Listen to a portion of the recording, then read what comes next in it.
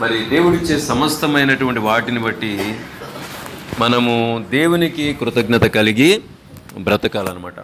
దేవుని కొరకు బ్రతకడానికి దేవుడు మనకి ఆయుష్నిస్తున్నాడు, సంవత్సరాలను పొడిగిస్తున్నాడు, దినములను పొడిగిస్తున్నాడు, ఆరోగ్యం ఇస్తున్నాడు. అన్నీ కూడా కేవలము దేవుడు మనము ఆయన కొరకు బ్రతకాలనేటువంటిది ఆయన యొక్క ఉద్దేశం అన్నమాట.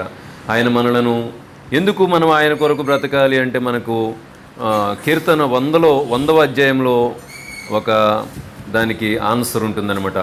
ఎందుకు మనము ఆయన కొరకు బ్రతకాలి అంటే 100వ అధ్యాయంలో 3వ వచనం చూడండి. యెహోవాయే దేవుడని తెలుసుకొనుడి, ఆయనే మనలను పుట్టించెను, మనము ఆయన వారము, మనము ఆయన ప్రజలము, ఆయన మేపు గొర్రెలము.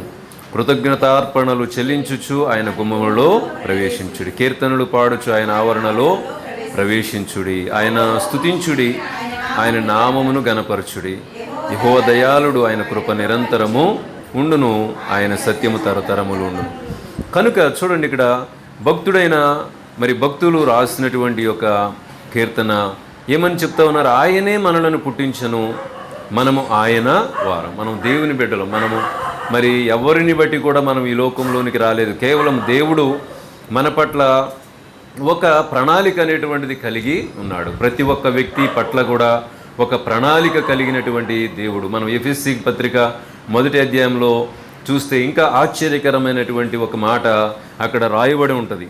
ఏంటంటే దేవుడు మనలను పుట్టించినాడు. అయితే ఎప్పుడు పుట్టించాడు, అసలు ఆయన మనసులో మనము ఎప్పుడు ఉన్నాము అనేటువంటి విషయం అక్కడ ఎఫెసీలకు రాసిన పత్రికలో రాయబడి ఉంటుందన్నమాట. 1వ అధ్యాయంలో మనము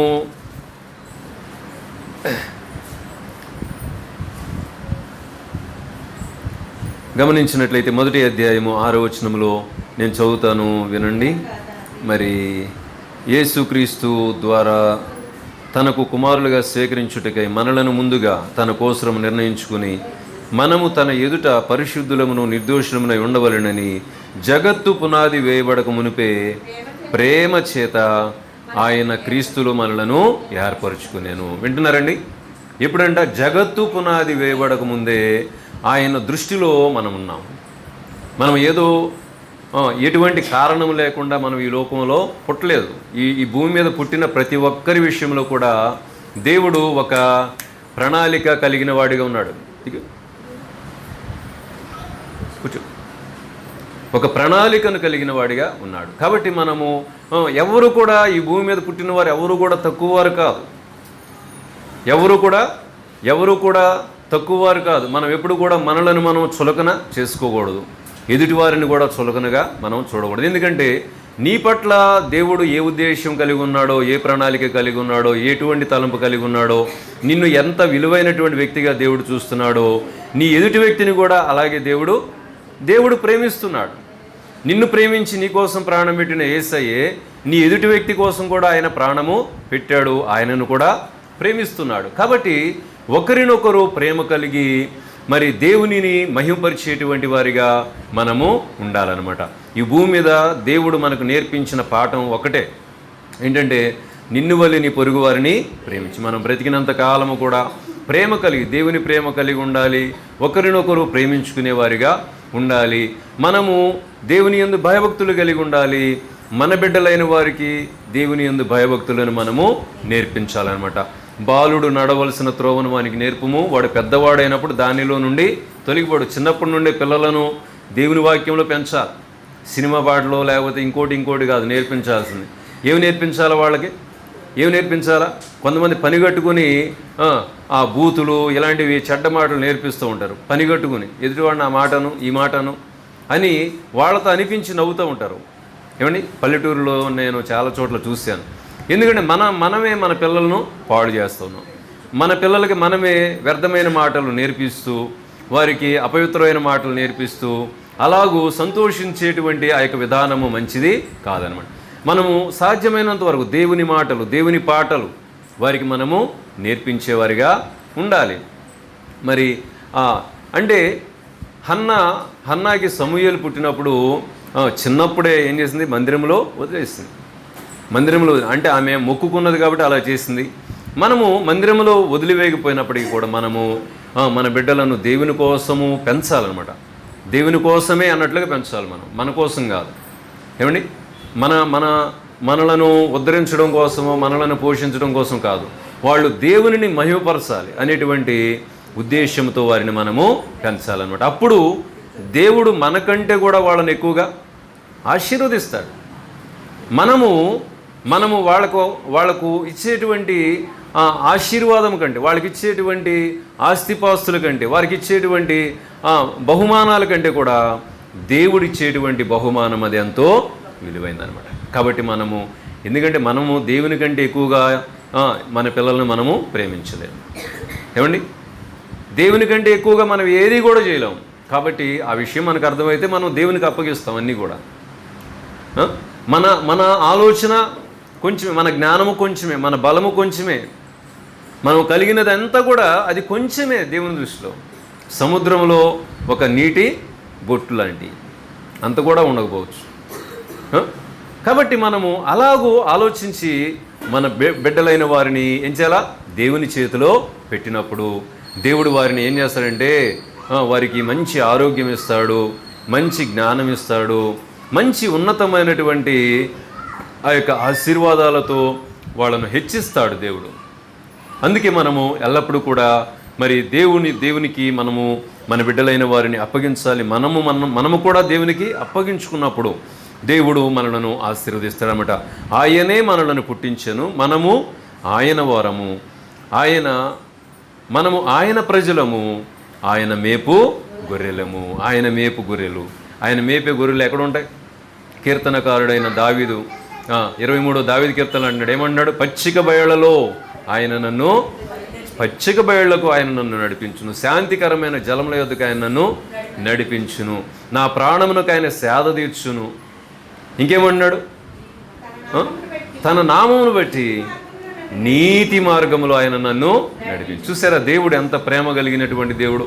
మనము ఆయనను కాపరిగా చేసుకున్నప్పుడు, లేకపోతే మన బిడ్డలైన వారికి దేవునిని కాపరిగా ఉండమని మనము అప్పగించినప్పుడు ఏం జరుగుతుందంటే దేవుడు మనలను పచ్చిక బయళ్లలో మేపుతాడు, శాంతికరమైన జలముల యొద్దకు నడిపిస్తాడు, మరి మన ప్రాణమునకు సేద తీరుస్తాడు, నీతి మార్గమందు ఆయన మనలను నడిపిస్తాడు, కృపాక్షేమములే మన వెంట వస్తాయి. కాబట్టి ప్రియమైన దేవుని బిడ్డలారా, ఎప్పుడు కూడా మనము మన యొక్క సొంత ప్రణాళికలు మన బిడ్డల మీద ఎప్పుడు కూడా కలిగి ఉండకూడదు. మనము దేవుని యొక్క చిత్తములో ఈ బిడ్డ పెరగాలి అని మనం ఎప్పుడైతే ప్రార్థన చేస్తామో దేవుడు వారిని మనము ఆశించిన దానికంటే 100 రెట్లు ఎక్కువగా దేవుడు వారిని ఆశీర్వదిస్తాడు.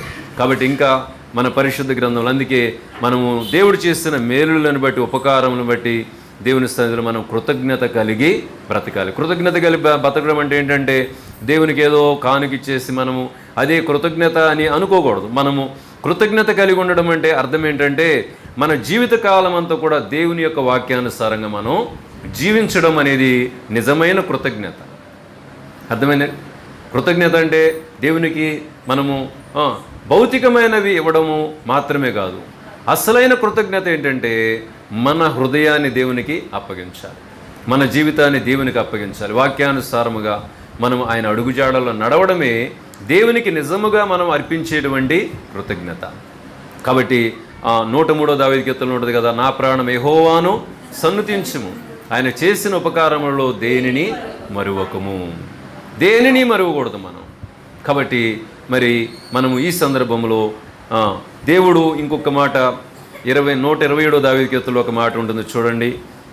కుమారులు గర్భఫలము యెహోవా ఇచ్చు, 3వ వచనంలో ఉంది.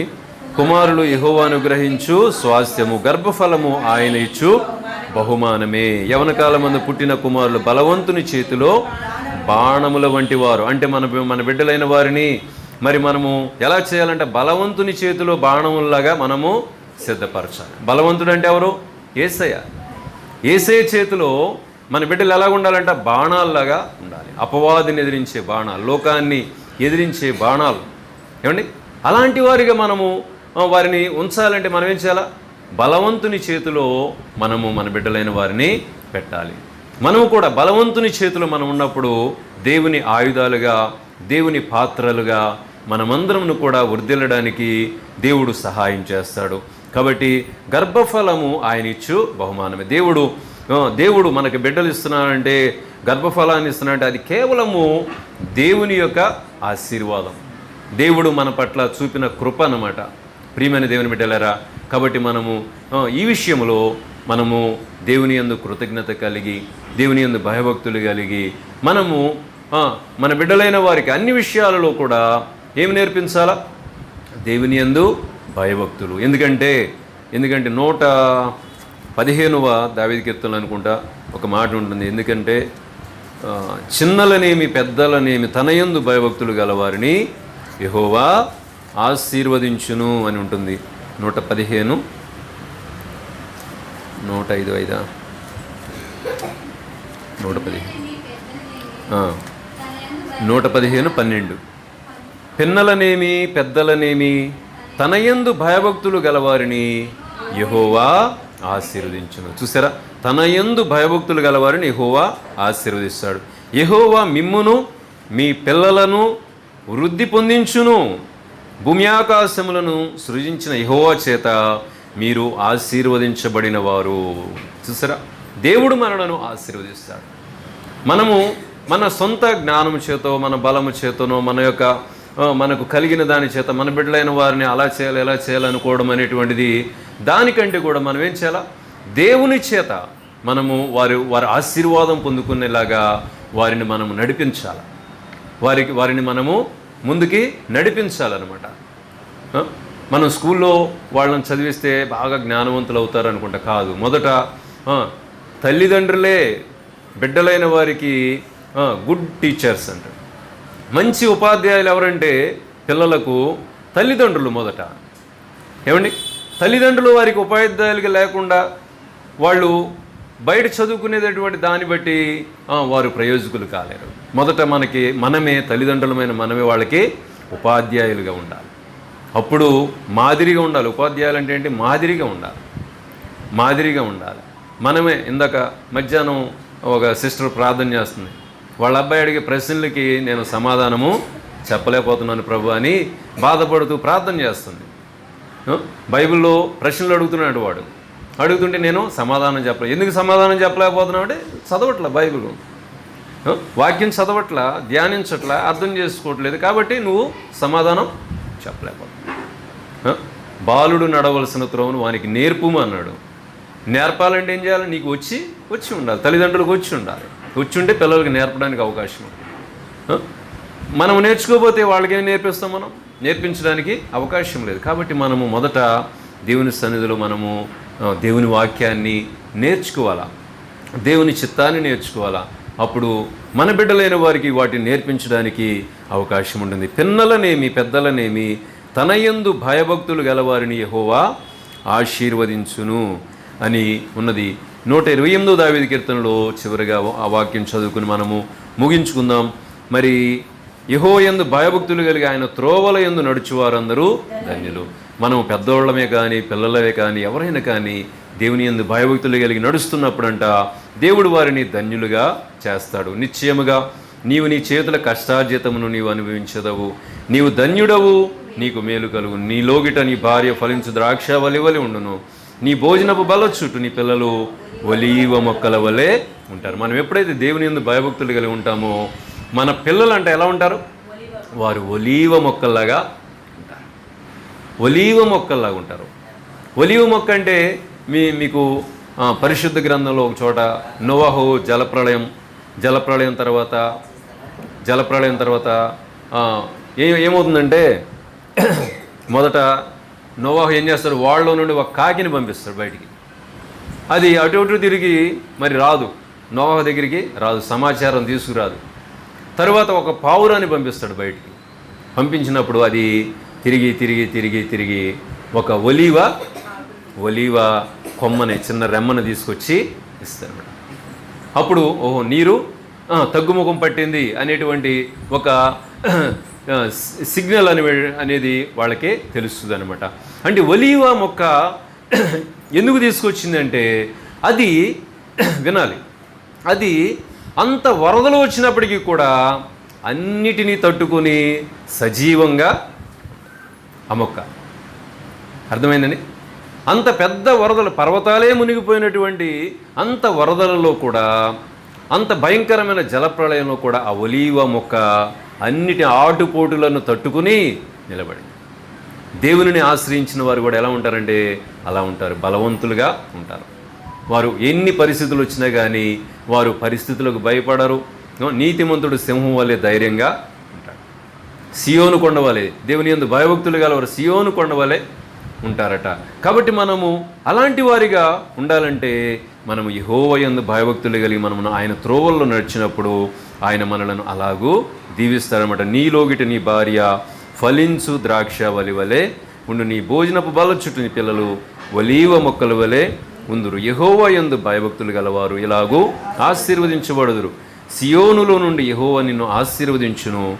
నీ జీవితకాలమంతయు యెరూషలేమునకు క్షేమము కలుగుట చూచెదవు. నీ పిల్లల పిల్లలను నీవు చూచెదవు. ఇశ్రాయేలు మీద సమాధానముండునుగాక. ప్రియమైన దేవుని బిడ్డలారా, మరి మనమందరము కూడా సమాధానము కలిగిన వారిగా, మన కుటుంబాల్లో నెమ్మది శాంతి సమాధానాలు కలిగిన వారిగా మనము ఉండాలంటే మనకి దేవుని యందు భయభక్తులు కలిగి మనం జీవిస్తే అంతే చాలు. దేవుడు మన జీవితంలో ఉన్న ప్రతి పరిస్థితిలో కూడా మనకి తోడుగా ఉంటాడు, సమాధానం దయచేస్తాడు. మనం చేసే ప్రార్థనలకు సమాధానం వస్తుంది, మన హృదయానికి కూడా సమాధానం. ఆన్సర్ అన్నా కూడా సమాధానమే, పీస్ అన్నా కూడా సమాధానం. అర్థమైంది? ఆన్సర్ అంటే సమాధానం, అంటే నువ్వు చేసే ప్రార్థనలకి సమాధానం ఇస్తాడు ఆయన. ఇంకొక సమాధానం ఏంటంటే నీ హృదయానికి నెమ్మది, శాంతి, సమాధానం, అదేంటంటే పీస్. కాబట్టి ఆ రెండు విధాలుగా కూడా దేవుడు మనకి సహాయం చేస్తాడు, తోడుగా ఉంటాడు. కాబట్టి మరి ఈ సమయంలో మనం అందరము కూడా అలాగూ మనము దేవుని కొరకు జీవించాలి. మన బిడ్డలైన వారిని దేవుని కొరకు జీవింప చేయాలి, దేవుని కొరకు పెంచాలి. అపోస్తలుడైన పౌలు అంటాడు, బ్రతుకుట క్రీస్తే చావు అయితే మేలన్నాడు. అంటే మరి మనం బ్రతికితే, దేవుని కొరకు మనం బ్రతికితే దేవుడు ఏం చేస్తాడంటే మనలను ఉన్నతమైన మన ఇరుకులు, ఇబ్బందులు, ఎటువంటి పరిస్థితులు ఉన్నా దేవుడు మనల్ని కాస్తాడు, కాపాడతాడు, సజీవులుగా ఉంచాడు, నిత్య జీవాన్ని ఇస్తాడు దేవుడు.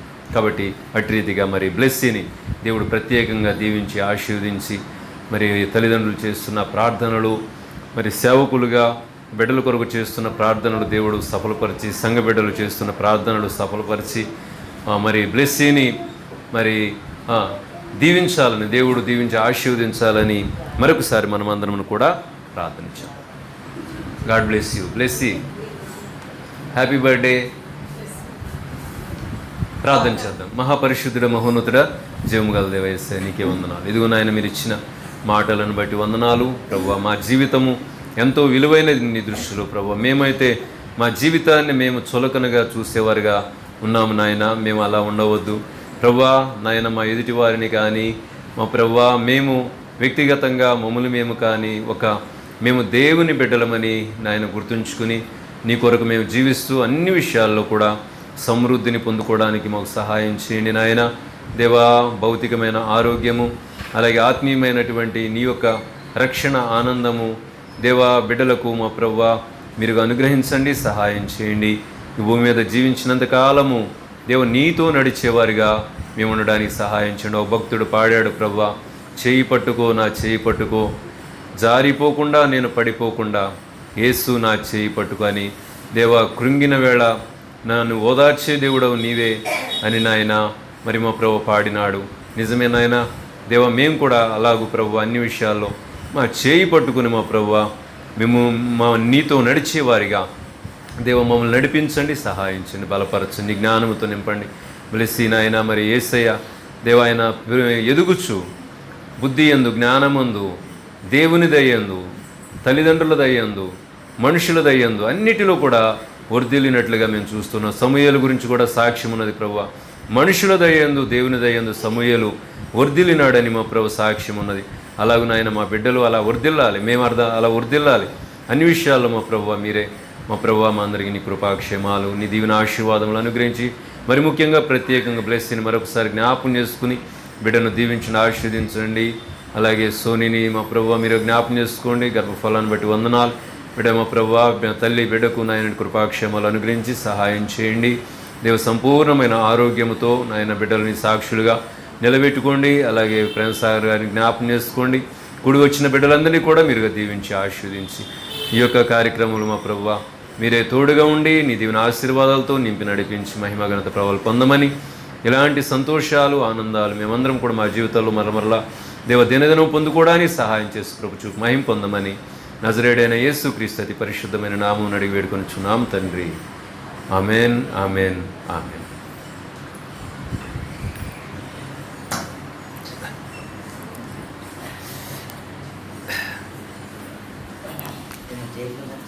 అండి